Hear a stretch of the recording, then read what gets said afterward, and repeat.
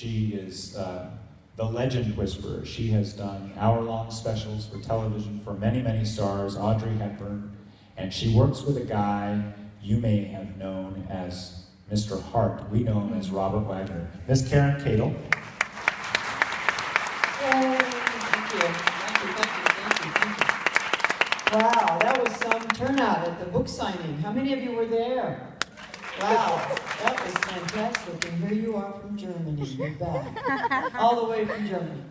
The movie you're going to see today, wow, what a complete different kind of film for Mr. Robert Wagner. I found a review. I read lots of reviews, but I found one that I just found it, that I wanted to read that I thought was fantastic. And it said, "Rarely have I seen such an ugly, rotten to the core being, hidden by such a handsome and absorbing facade." He is rather absorbing. But I think last night I introduced him as the class in classic. And this is one classic film where he shines and he shows his versatility, and he still makes us remember the best of Hollywood as it was and as it should be, and as this film festival keeps bringing it back to you who so wonderfully come to see it. So please welcome again, this time the rotten to the core, but lovely, but we like him anyway, the very classy and very stylish today, I might add, Mr. Robert Wagner.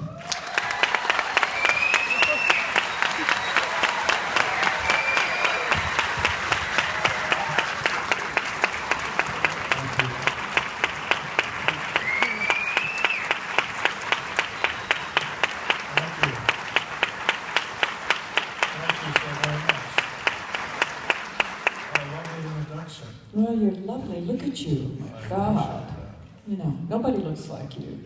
Thank you. Well, this is my homage to a wonderful actor, Alec Guinness. Remember him in the picture that he did where he wore the white suit all the time? Very tasteful. Do you have on like red socks too? I think so. It's a great pleasure for me to be here, to see all of you, and to be a part of this wonderful classic festival. I mean, this really is the best, and for me to be a part of it is indeed a pleasure, and I thank you for arranging it. And I thank Eric and everybody that's been involved. Everybody's been absolutely wonderful to me. I brought this for Bettina. Where are you? Oh my God. Stand up, Bettina.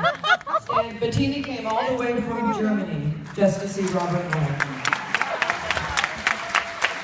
You came all the way from Germany to see me, And his line is,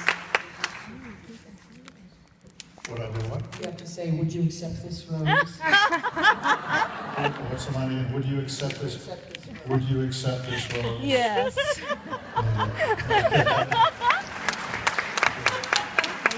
That's from the back. That is so cool. Before we get on to the classics of today, Kiss Before Dying. You are rotten in this film, but suave, debonair, conniving, manipulative, cool, and a killer. Wow. It's great, isn't it? Can you imagine having the opportunity to play that kind of a part? This picture that you're going to see was very, at the time that we made it, it was really a very provocative film because we dealt with a girl getting pregnant, which I was responsible for. That wasn't in the picture. And then I take some, I don't want to tell you the plot because I'd rather have you see it, but it was a wonderful time. It was Joanne Woodward's, I think it was her first movie, or it might have been her second one. And she's we became very, very close friends. We did a few other movies together after that, and as you know, she was married to Paul Newman, and they were two of the finest people that I've ever known and have ever worked with. And but she wasn't married to Paul at that time, and we were all very young and very anxious to do good work, and we felt that this was pretty good work at that time. It was very well accepted, and the critics were very nice to us, and it was an unusual part for me. And I really did, I loved playing it. Virginia Leith was in it, a very successful young actress, and my very good friend Jeff Hunter was in it. We did several movies together, Jeff and I, and I was very fond of him. We were great friends. The director, Gert Oswald, I was his best man at his wedding when he got married. And there were a lot of relationships that were formed while we were making the film that, I mean, we were all very excited. And it was an effort that we all loved and cared for. And we were all in the movies, and that was the main thing, you know, to be in the movies. And I hope you enjoy it. It's an interesting film. It was remade, when, in 1999 or something? Not all that long time ago. With, who starred in Matt it? Dillon. Matt Dillon. Yeah, Matt Dillon. Yeah. I never saw it. I kind of didn't want to go and see it, you know. I worked with Matt Dillon. I did a picture with him. Nice man, good actor. But I don't know. I just the picture just meant, you know, so much to us. It's kind of odd, you know, to drive down the road and see a picture you're in that's been remade. You know, you look up at the marquee and you think, Good. you know, it's a strange feeling. So I just didn't. I heard it was a very good movie. Was it a good movie? Excellent. Oh, excellent, but not as good as this one. No, of course. We're going out. But I'm sure it had a lot of things in it that were very much more dealt with and more provocative than this picture, because we were rather limited as to how far we could go, because, you know, I murdered her in the film. don't give it away. Oh, I'm sorry. There's several surprises in this film that I think that are kind of shocking. So we're not going to tell you those.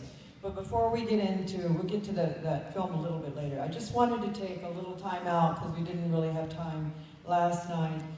There's so many shows that Mr. Wagner has been a part of, and I know that all of you, from the book signings and from all of that, have your favorites. I just want to take just 1 second out to mention a little bit of his work on the small screen that he should be applauded for, including Switch, It Takes a Thief, of course, Heart to Heart, NCIS, and my favorite, which happens to be his role that he did on 2.5 Men, which was hysterical. Teddy. Hysterical. Thank you very much. Yes, you're very welcome. And on the big screen, the latest roles have brought him to the new generation, the Austin Powers films, which are so fantastic.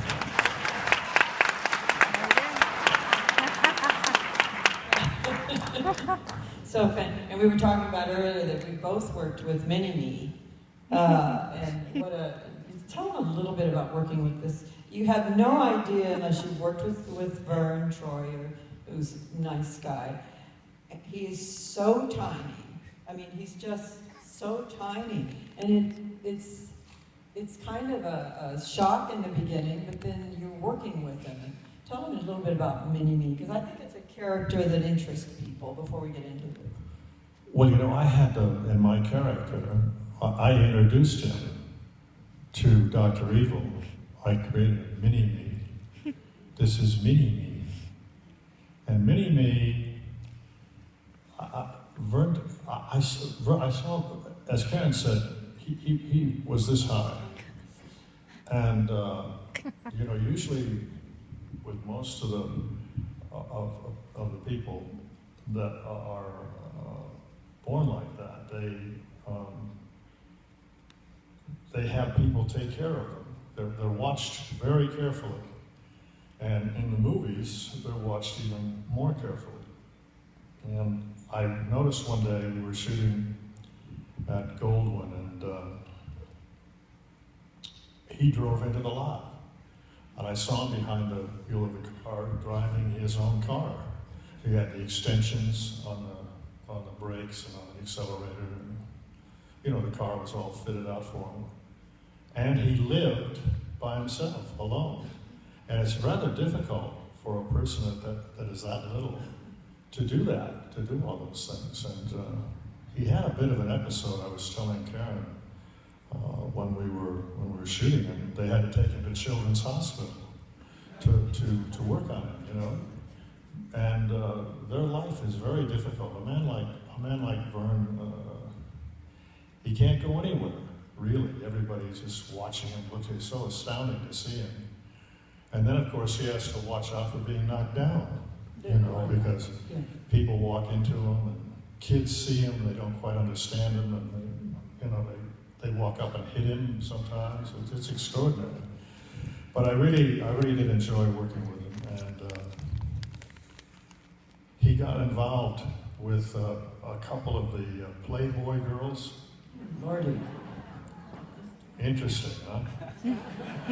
So I said, Vern, what was that like? He said, well, I was a bit overwhelmed. And I thought that was kind of interesting. Understood, I think. But he's a wonderful little actor. Anyway, So that's good. He's a wonderful little actor. He's a nice man too, but it's so disconcerting when you're working with him, you don't really know how to deal.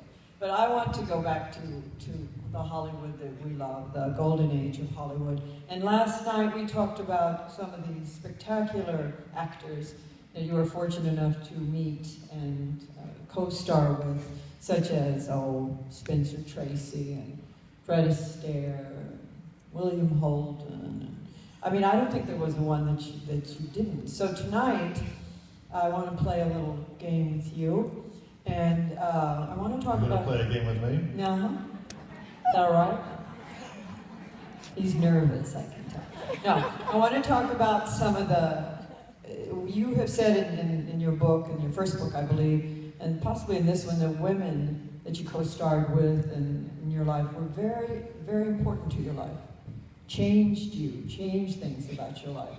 And that we sometimes talk a lot about the men and the Clark Gables and the Spencer Tracys as mentors, but I think for you just as much, there were the huge female stars that you co-starred with who were also very important to who you were.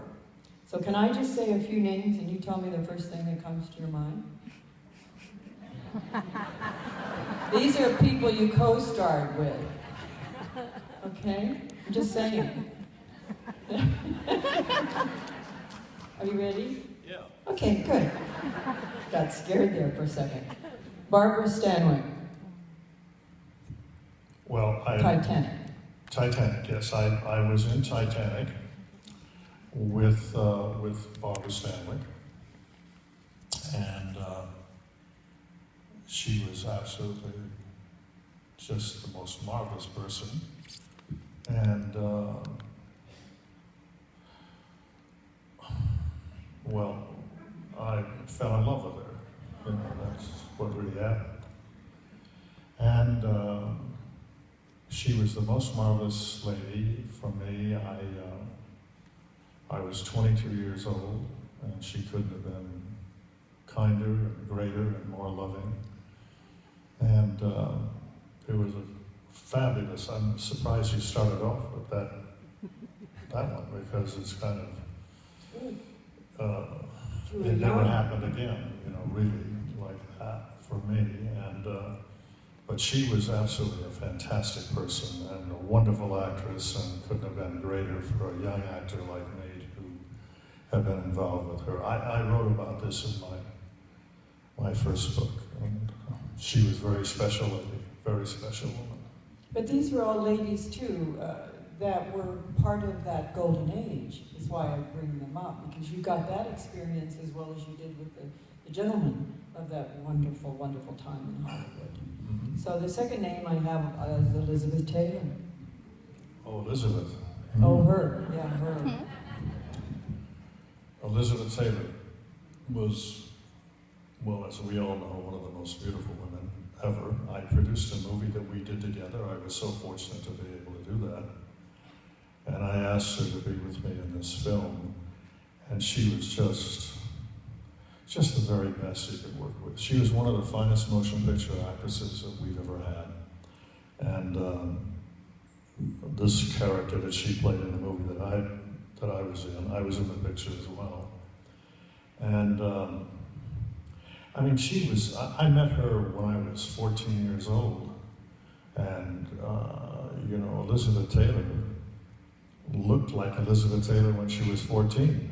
I mean, you know, she was so beautiful, and everybody fell in love with her when they met her. I mean, she was just so extraordinary and very special, and a very good friend throughout the rest of my life that I knew her. She was just such a special, special lady, and I was very fortunate to have had her in my life. You know, someone who's a little bit different than Elizabeth, Betty Davis. I would say a lot different than Elizabeth. Quite a bit different. Quite a bit different. We just met a lady today who's going to play her on Broadway in a play. Where are you? You're here somewhere. Raise your hand. But it's very There she is. She's standing out. She's going to be playing Betty Davis in New York. Well, Betty was just, you know, just extraordinary, very lovely lady, and she's paid me a very nice compliment at one time, and I called her up, and when I was doing a show called It Takes a Thief, and she said she loved the show and thought it was so terrific, and I said, well, would you do one? And she said, yes, I will, I'd love to, and so we wrote this character for her. Bessie Grindle was her name. I didn't know you were going to ask me these questions. And so she came out, and you know, it's so funny and so interesting how, you know, something can happen and it can change your whole direction of your career or your life or whatever. So she was in California. She hadn't worked for a long time. She had taken an ad out in the Hollywood Reporter listing all of her awards, and her reviews a couple of her reviews were there, and all of her success. And she said, I haven't worked for a while, and I'm available, so would you please call me, and left her telephone number. And anyway, she came to Hollywood, and when we were doing the show, this man came up with the idea. It was I think it might have been the 50th anniversary of Warner Brothers. And they had a big banquet, and she was obviously there because she was one of the biggest stars that Warner's ever had. And they ran some clips from her films before she came out. And from now Voyager and all these different pictures that she had done for Warner's, and then she walked out and said good evening to everybody and all of that. And there was a man there that came up with the idea of her touring the country with this concept of running her pictures. She would walk out and talk about them, you know, and that's how that all began. And that changed her career in a big time way. And the man that directed this movie, Gert Oswald, directed her in another picture that became a big success. I think it was with Ernie Borgnine. I don't know. You're kind of throwing me with these questions. You wrote it. I'm just falling in because you know all these stars and you performed with all these stars. It's fantastic. That was a real great pleasure to be with Betty Davis. She was my friend, and I loved her dearly, and she was an amazing, amazing person. And I think these were the ladies that we all remember, because in your new book, this was the golden age. These were the stars who were stars. I don't think you ever would have seen Betty Davis or Elizabeth Taylor or these kind of stars walk out of their front door in their sweats. I mean, they were like the gentlemen were. When they were going out, they were stars. Oh yeah, they were the big ones, absolutely the big ones, and they were not taken lightly. And you were very fortunate enough to perform with them. yeah, I had some very, very big breaks. You know that I'm this book that some of you were at the signing of was on the New York Times bestseller list for a period of time, and the book that I wrote before this was on the New York Times bestseller, and the publisher Viking Scott Eyman, who wrote this book with me, we went to them with another idea, and they're going to publish it in 2 years. I guess we'll finish it in a couple of years. And it's about, I'm going to call it, I Loved Her in the Movies, which is about all of these women, you know, about all the ladies. So if I give you an adjective off the top of your head, can you tell me which classic star comes to mind? Am I going to get in trouble for this? No. No, I could. Did you all understand that question? Yeah. Okay, no, this is easy. I'm not going to hurt you.